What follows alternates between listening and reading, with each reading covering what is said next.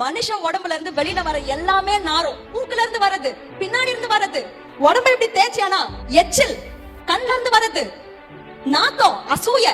ஆனா மனுஷ உடம்புல இருந்து வர்றது ஒன்னே ஒண்ணு மணக்கும்னா உன்னோட வார்த்தைகள் மாத்திரம் தான் மணக்கும். அந்த வார்த்தைகள் உனக்கு இருக்கிற பெரிய பவர்.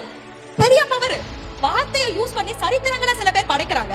சில பேர் அந்த பொட்டிக்கார முன்னாடி நின்னுகிட்டு டேஷ் டேஷ் டேஷ் டேஷ்னு சொல்லிட்டு மணக்கக்கூடிய ஒரே ஒரு விஷயத்த கூட அடுத்தவங்களை கிழிச்சு போடுறதுக்கும் திட்டத்துக்கும் ஸ்பெல் அடிக்கிற மாதிரி யூஸ் பண்றாங்க. சில பேர் தான் மணக்கிற மாதிரி யூஸ் பண்றாங்க. நீ பேசுற வார்த்தைகள் மணக்குதா நாறுதா?